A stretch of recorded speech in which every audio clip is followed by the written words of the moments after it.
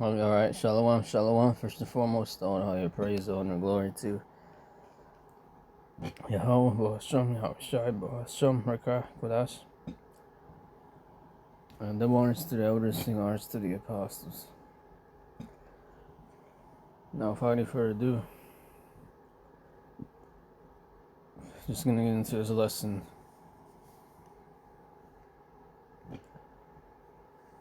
Continuing on this video about the cannibalism and the famine.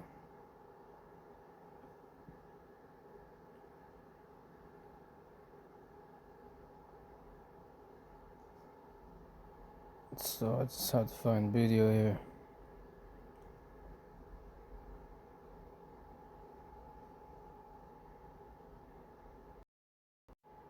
And then they ate things that weren't food at all, and then they ate each other. The Chronicle records that when a woman among them gave birth, in that frozen strip of ground between two armies, the starving people seized the newborn and tore it apart and ate it. A baby born into a no-man's land, lasting not even a day, killed and eaten by the very people who should have been the closest thing it had to a community. When Philip eventually rode past, saw the state of them, and out of something like shame finally allowed the survivors to pass, only a fraction were still alive, and some of those died anyway, in the cruelest possible way, from being fed too fast, their starved bodies unable to handle the food that should have saved them. That detail, the dying from being fed, is the same thing Glaber watched back in Burgundy, and it keeps surfacing in these accounts across the centuries, the survivors of one horror killed by the relief from it. It's the cruelest closing note a famine can hit, and it played out in that no-man's land at Chateau Gaillard, exactly as it had in the markets of Burgundy 3 centuries earlier.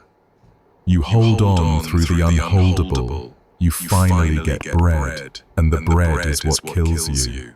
Other sieges run in the same vein, and once you understand the logic of the useless mouths, you start seeing it everywhere. During the siege of Calais by the English in 1346 and 1347, the same pattern played out. The town pushing out the people it couldn't feed, those people trapped between the walls and the English lines, and reports of them resorting to cannibalism in that gap.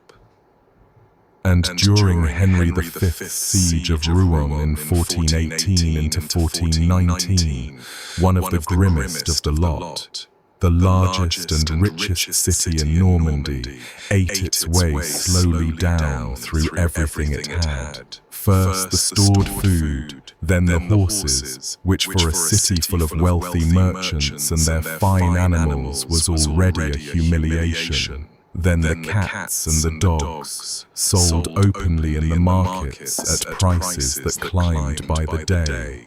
Then the mice and the rats, hunted through the cellars, a rat worth more than a chicken had been a year before.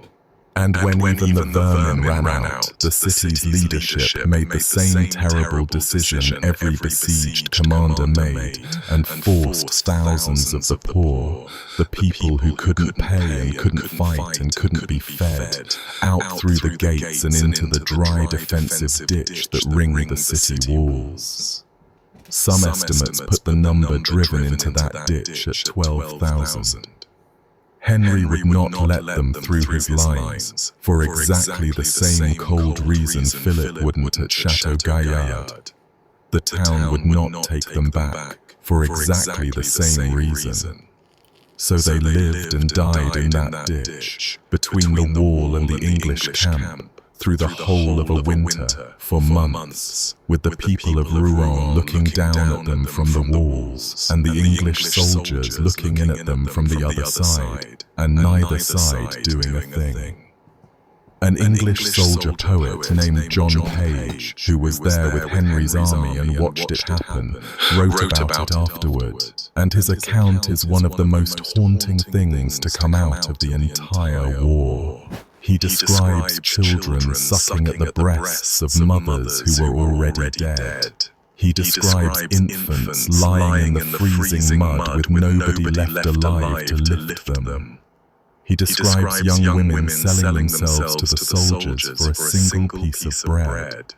Whether it tipped fully into cannibalism at Rouen is less certain than at Chateau Gaillard. The sources are quieter on that specific point, but the conditions were identical. The rumors were there, and people died in that ditch in numbers that ran into the thousands while two Christian armies watched and bargained over the city above their heads.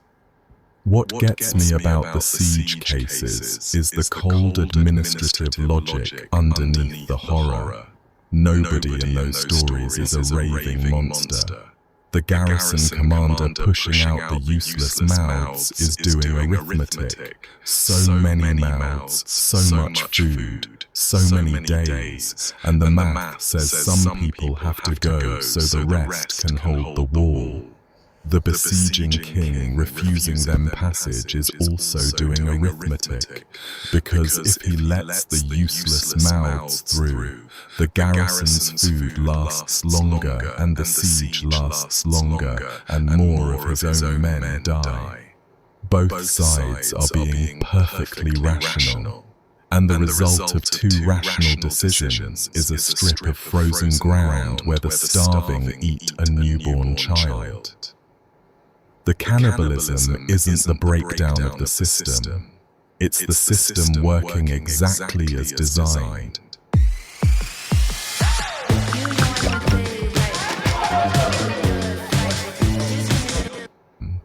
It's the system working exactly as designed, just at the very bottom of it, where the people with no power end up. The soldiers doing the besieging weren't immune to this either, because an army on campaign was often only one bad stretch away from the same fate as the town it was starving out. Medieval armies lived hand to mouth, foraging as they marched, and when a campaign bogged down in hostile country with the supply lines cut and the foraging stripped bare, the besiegers could starve as badly as the besieged.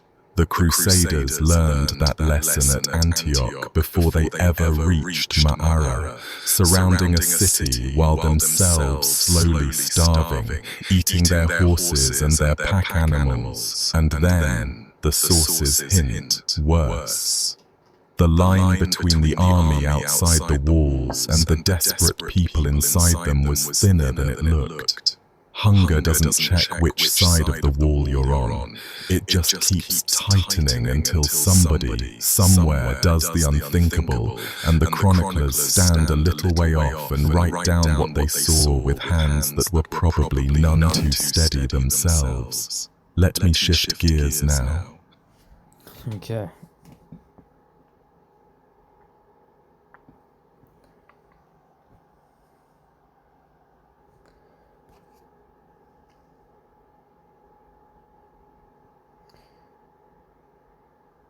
So as you see there,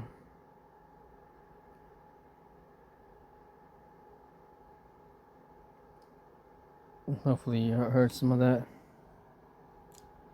some of those accounts that happened about the famine and cannibalism that went on.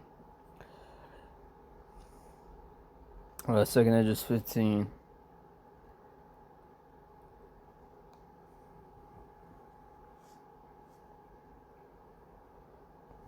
Behold, says the Lord, I will bring plagues upon the road, the sword, famine, death, and destruction.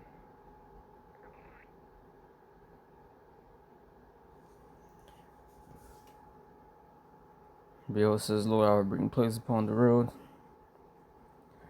So the Lord's going to bring plagues, man. And one of those plagues, man, is famine, man. So, yeah.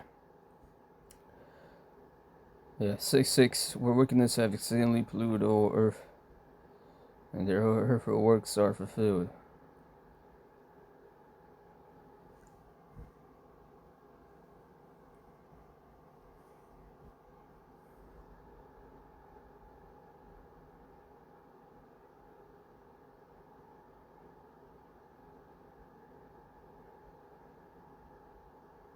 On down in verse 12, Egypt shall mourn, and the foundation of it shall be smitten with the plague and punishment that God Yahweh shall bring upon it. They that till the ground shall mourn, for the seeds shall fail through the blast and the hail, and with a fearful constellation.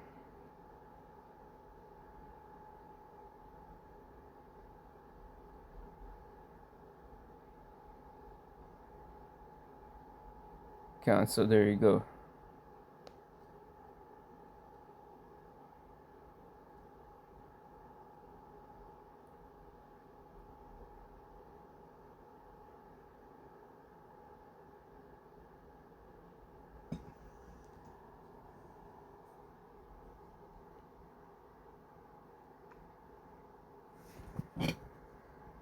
This is Ecclesiastes 12.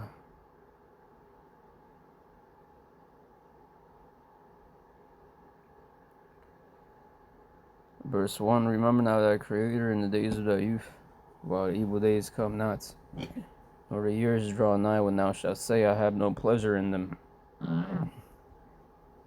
While the sun or the light or the moon and the stars be not darkened, nor the clouds return after the rain. In the days when the keepers of the house shall tremble, and the strong men shall bow themselves, and the grinders cease, because they are few. And those that look out of the windows shall be darkened, And the doors shall be shut in the streets when the sound of grinding is low, and he shall rise up at the voice of the bird, and all the daughters of music shall be brought low.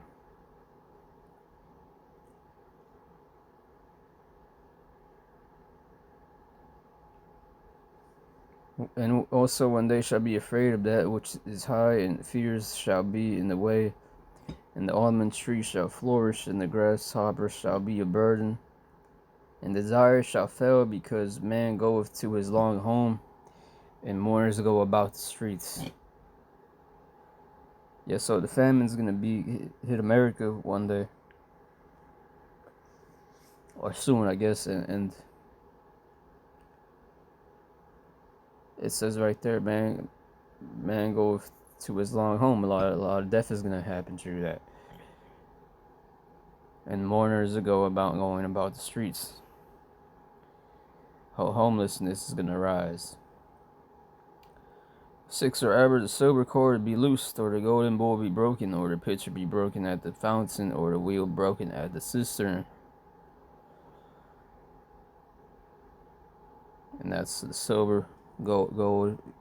It's gonna be cut off. The economy is gonna be shut down.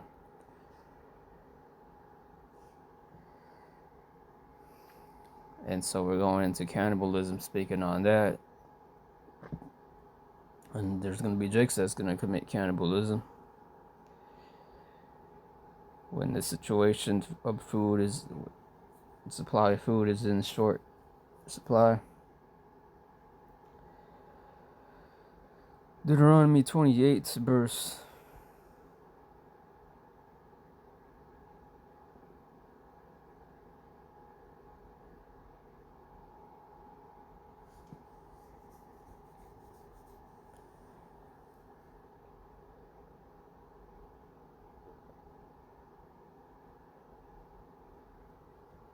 try to find it. Verse 53, and thou shalt eat the fruit of thine own body, the flesh of thy sons and of thy daughters, which the Lord the power hath given thee, in the siege and in the straitness wherewith thine enemies, wherein thine enemies shall distress thee. Yep.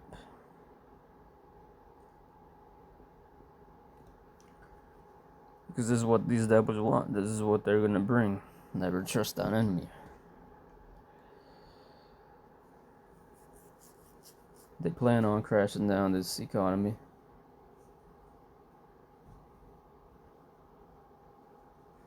That's what these devils are gonna do. And It's as well as a judgment. It's a judgment from the Lord.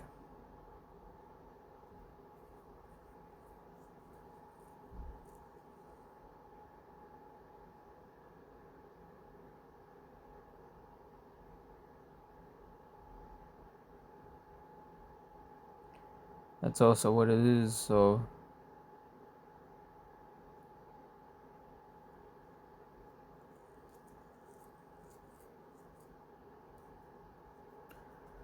Jigs are gonna be in the famine and hunger. It's gonna be a lot of Jakes.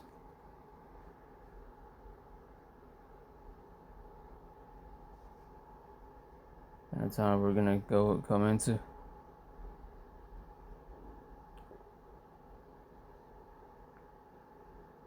So I'm gonna get this Amos 7. Verse 1, I had a vision from the sovereign Lord. In it I saw him create a swarm of locusts just after the king's share of the hay had been cut and the grass was starting to grow again. In my vision I saw the locusts eat up every green thing in the land, and then I said, Sovereign Lord, forgive your people, how can they survive? They are so small and weak. The Lord changed his mind and said, what you saw will not take place. Hosea 13 and 15. Even if he grows among his brothers, an east wind will come. The wind of the Yahweh will come from the desert, and his well will dry up. His water will be gone. It will take away everything of much worth.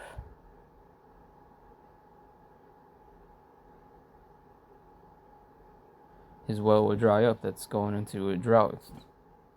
Droughts are coming as well.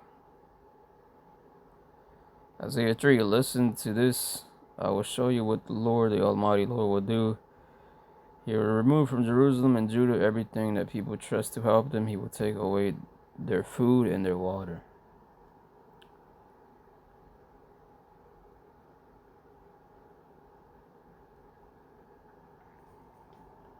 So this is what's coming. This is what's coming.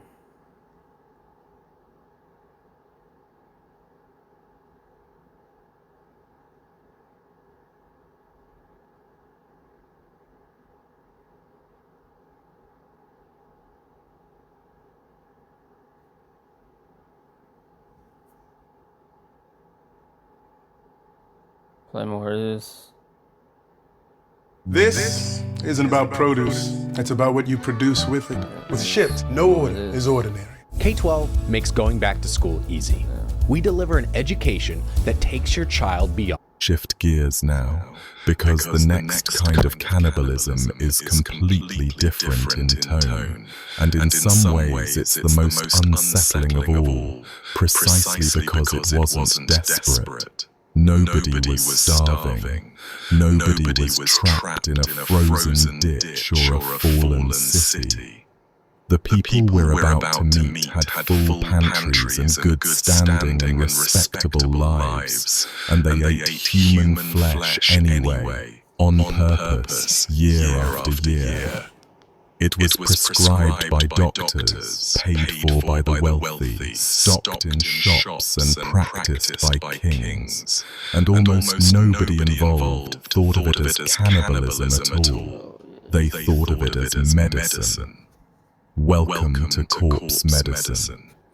For a stretch of European history that runs from the medieval period right up through the 17th and even 18th centuries, ground-up human bodies were a standard part of the pharmacy. Not a fringe thing, not witchcraft, not something done in secret.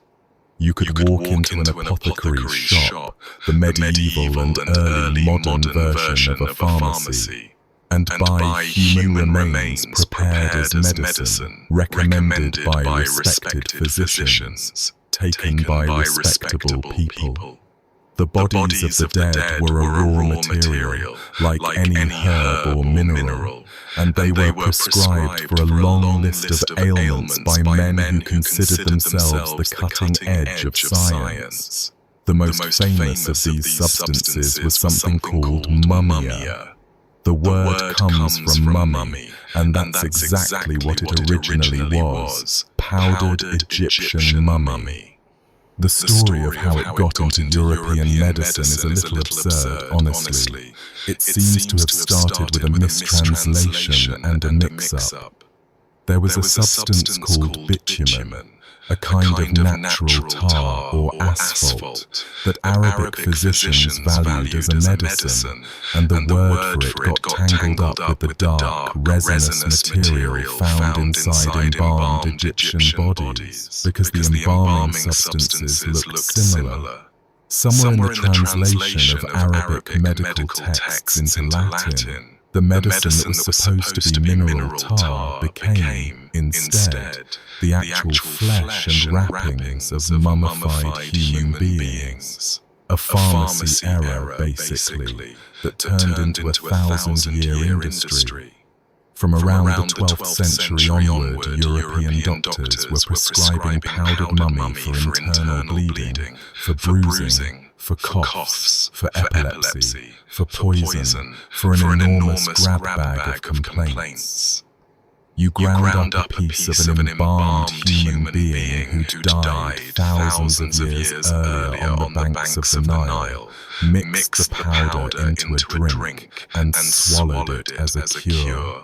And your physician, a respected and learned man, told you it was the cutting edge of medicine. The problem, if you can call it that, was demand. Once mummy became a sought-after medicine, the supply of actual ancient Egyptian mummies couldn't keep up, and where there's high demand and short supply, there's fraud. So mummia started getting faked, and the way you faked it was grim. You took fresh corpses, often the bodies of executed criminals taken straight from the gallows, sometimes the bodies of the poor or of plague victims or of people who died in the desert. You dried them and treated them with resins and baked them hard, and you sold them as ancient mummy. There were merchants in Egypt who made a whole trade out of it, manufacturing fake antiquities out of recent dead. People paying good money for a piece of a pharaoh, believing they were swallowing the preserved majesty of ancient Egypt, were sometimes swallowing a hanged thief from the next town over, prepared a few months ago in a back room. The medicine and the murder victim sold across the same counter, and nobody the wiser. And mummy was only the beginning.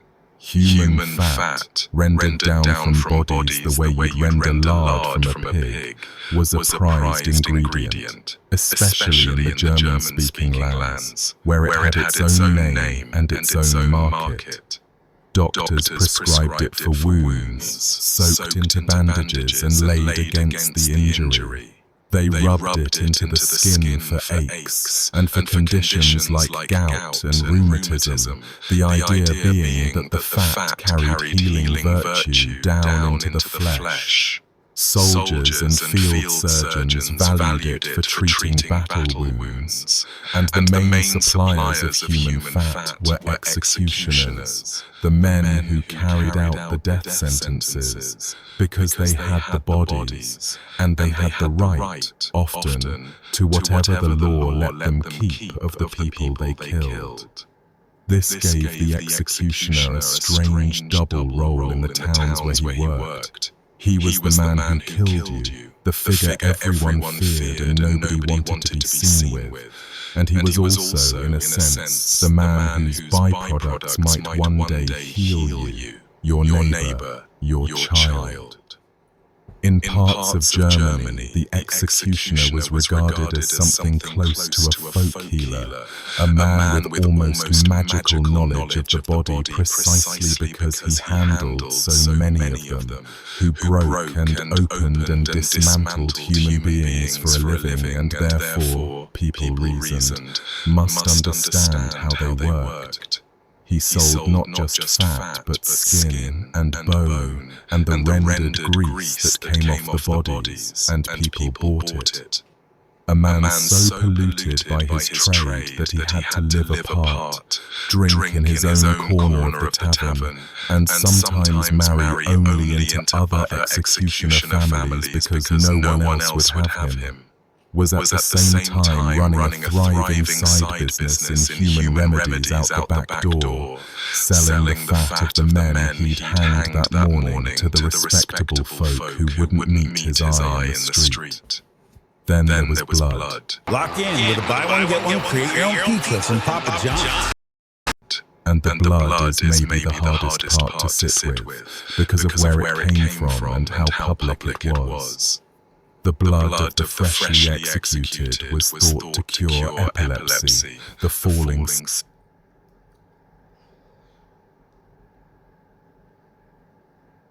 sickness, and so at public executions, where a criminal was beheaded, there would sometimes be sick people standing ready with cups, waiting to catch the blood while it was still warm. And so that's just going into some accounts of cannibalism there. Basically,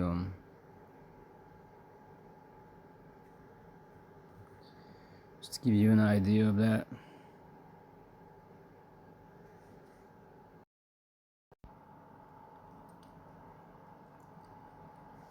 Because this is what's...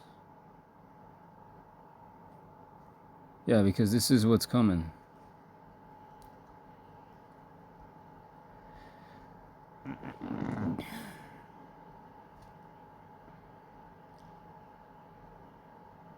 So 9...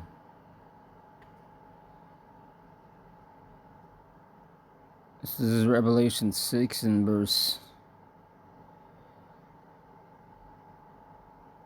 6. And I heard a voice in the midst of the four beasts say, a measure of wheat for a penny, and 3 measures of barley for a penny, and see thou heard not the oil and the wine.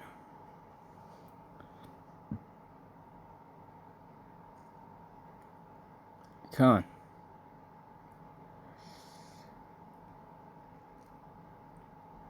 So that is the point of this lesson. Shalom.